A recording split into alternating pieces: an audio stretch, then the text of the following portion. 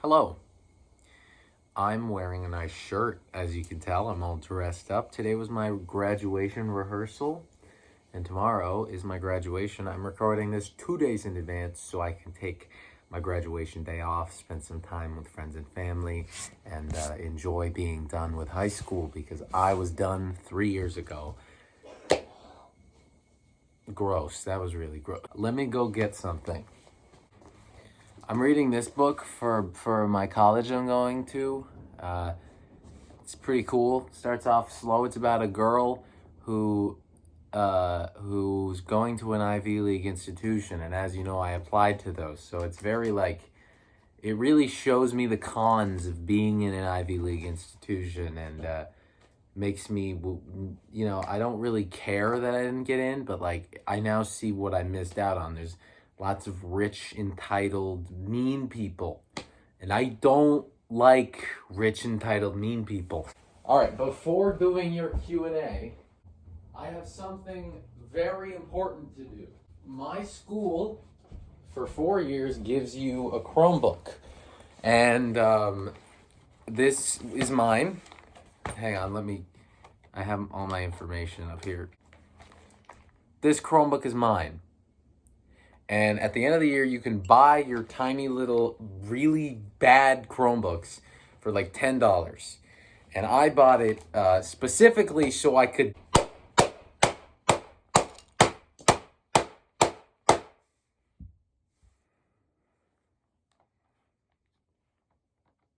It still works. Oh my God.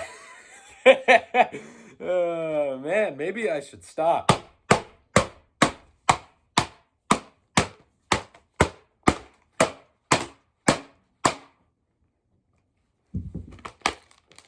Okay, maybe I'm gonna make a mess. I really wanted to do that for 4 years.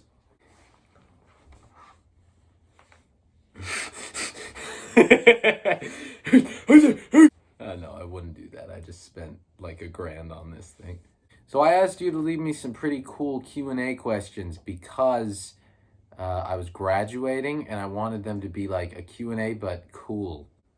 I'm like, before I didn't have to pick and choose, but now I'm getting so many submissions I actually can't do them all, which is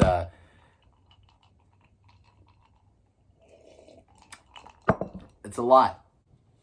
What's first on your to-do list when you're a big-time politician?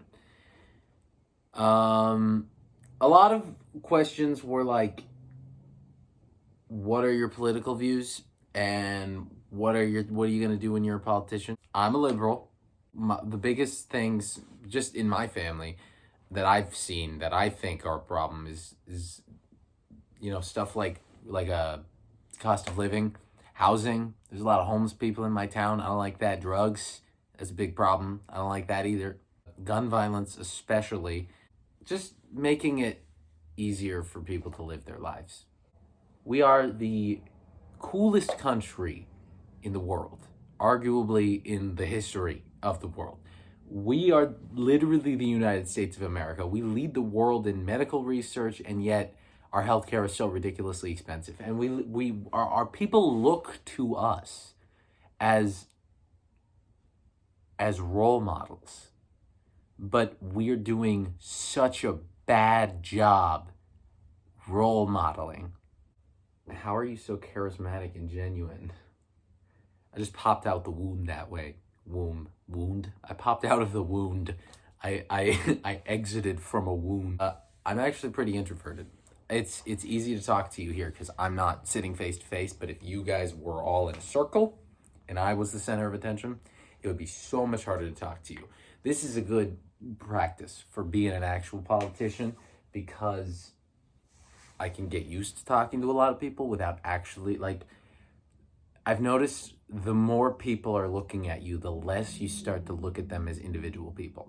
If you're performing something for your family, there's like 4 or 5 people watching, right? But if you're performing something for your school, everyone's watching. So you don't see the crowd as a sea of people. You see it as like a blob of faces just looking at you. You don't care. You physically cannot gather the facial expressions of everybody in the crowd.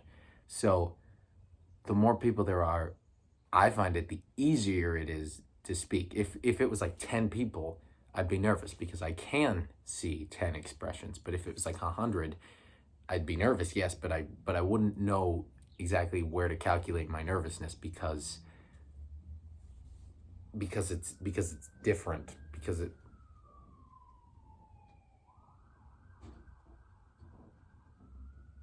they're after me. Anyways, I totally lost my train of thought on that question, so I hope I answered it. How did you know what you were going to do in college? I took psychology and I knew I wanted to do a social science field. I just liked social science. I considered doing psychology for a second, but I just didn't think I would be able to do much with it. I think I'd be a good psychologist, but I didn't want to be a psychologist, you know? Psychology's fun to learn about, but I don't know how I'd do it for a career. So I chose political science. I was thinking music performance, but that's less of a thing you learn and more of a thing you do as a hobby. You know, I don't want to spend money on a musical education. I mean, other people are obliged to feel differently than that, but for me, music for me isn't really a thing I do. It's a thing I just wind down doing. I don't want to turn it into a job. Like I'm not gonna probably not gonna perform one day for money. If I perform, it's gonna be for entertainment. What is a book you read that has had an appreciable effect on your worldview and your self perception, both on yourself and your life and purpose?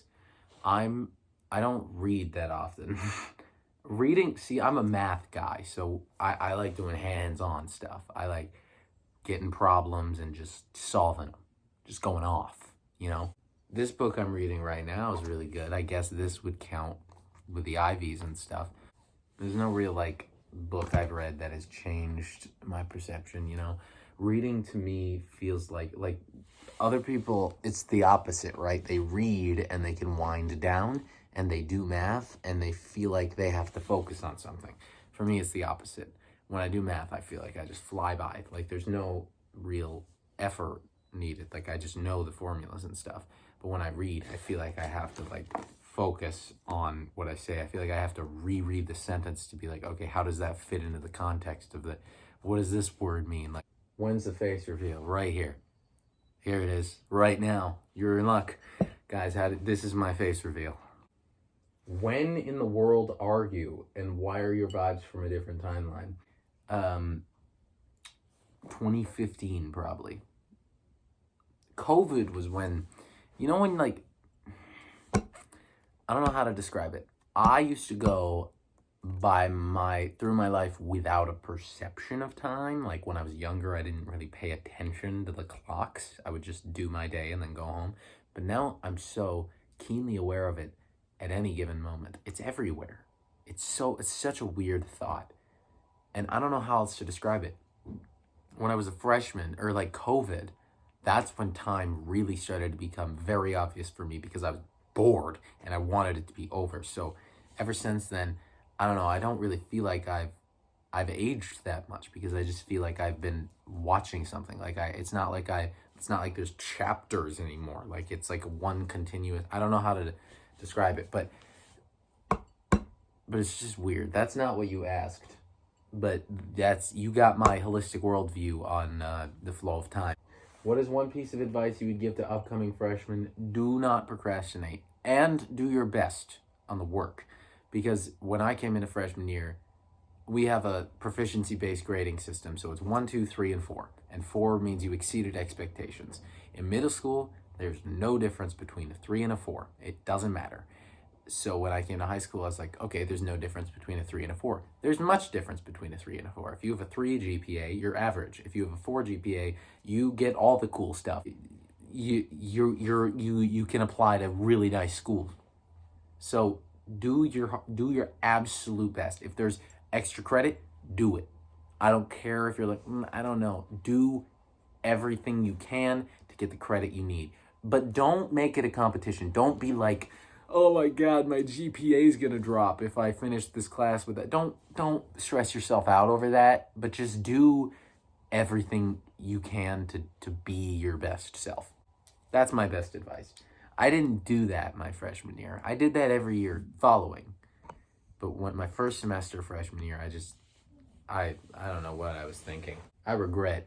There's one class I got the highest possible grade in all of my classes except for my history class my freshman year, and I it bothers me every time I see my transcript.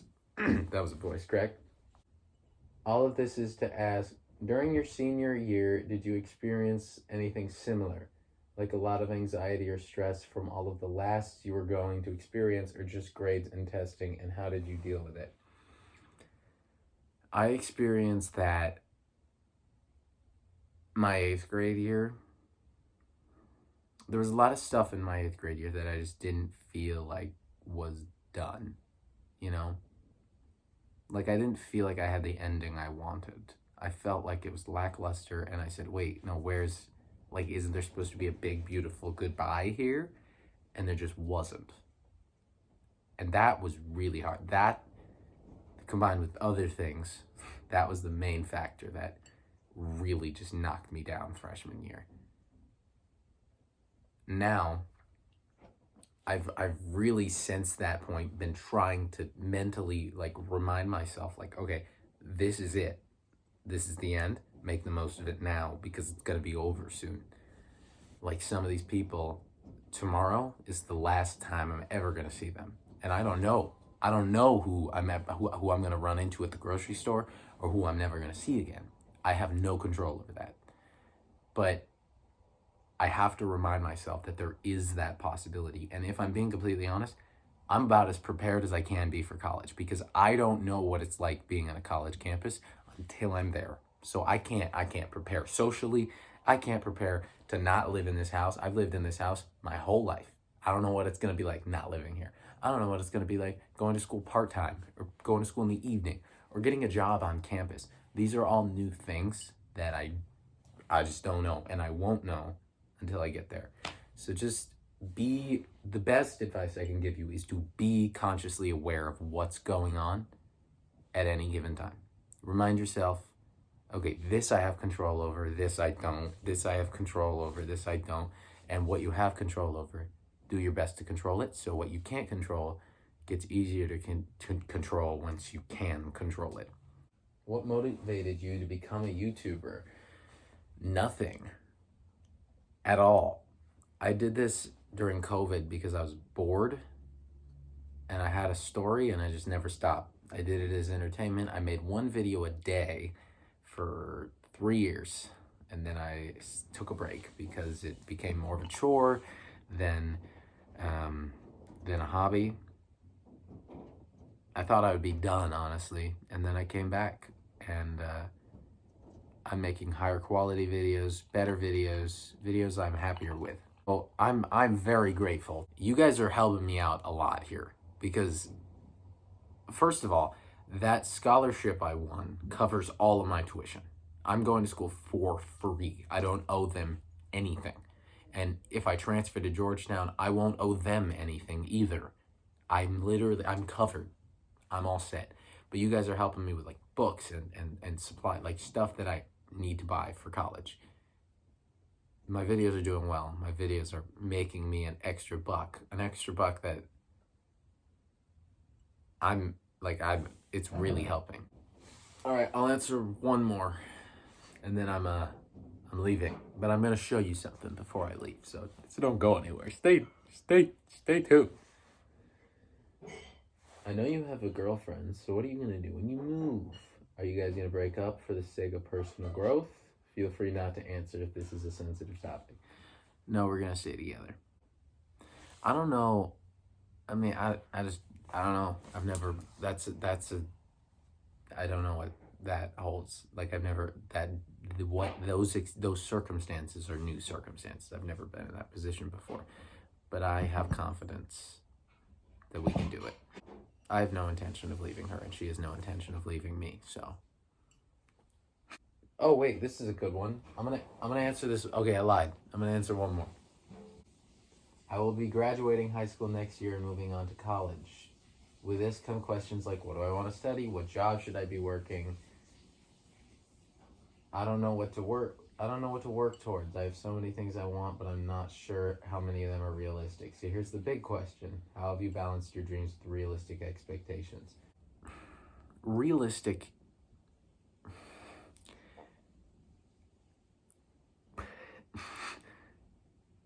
Don't say that, because there's no dreams that are unrealistic. You can get there. It's just a matter of you need to take the steps to get there, and you need to picture yourself taking the steps to get there. So like when I said I want to be a politician, my first thought was, okay, I'll apply to the Ivies. I have good grades, I have good test scores.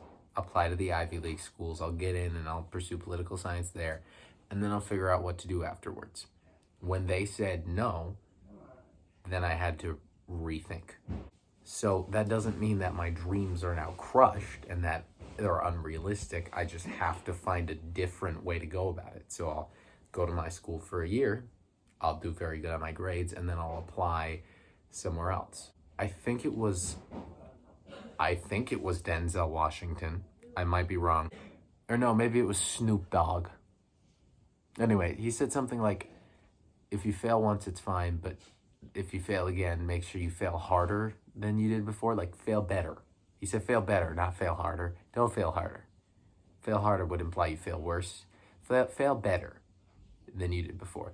The Ivies didn't work out, so how can I one-up the Ivies? Well, apply to a school in Washington, D.C. That'll do it, because now I have opportunities to intern. Now I have opportunities to work in a government building. Now I have opportunities to actually start that career. So if you are given opportunities, take them. Take them all. Do not see something that's like, that's great, and not try. I have friends that wanted to apply to Ivies, but didn't, because they didn't want to try. Well, if you don't apply, I can tell you your chances of getting in, it's 0. But if you try, it's not going to hurt. All right, I'm going to go, but first, I'm going to show you my graduation cap. I wanted to show you this because I thought it was cool. Ouch, that hurts. I forgot there was a hammer on the floor.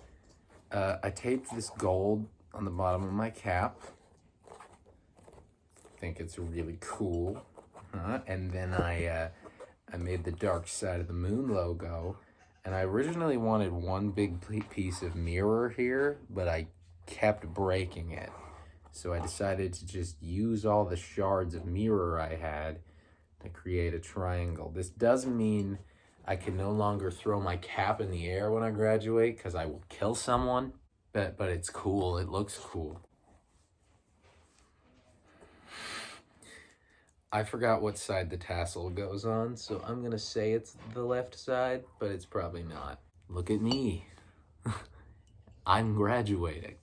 What if I did like a make me laugh kind of thing?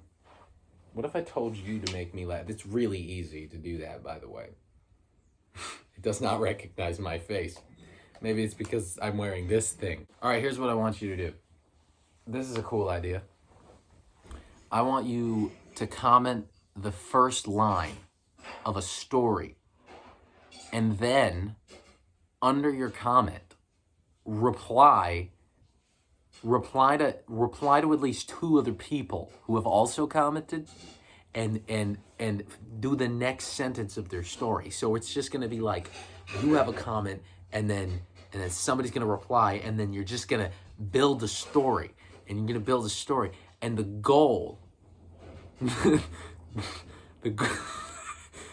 goal is to make me laugh, make me giggle, haha, make me guffaw, make me goof, make me haha, you know? Make me laugh with your comment chains of stories. So you start, if you're gonna submit something, make sure you also reply to 2 other people.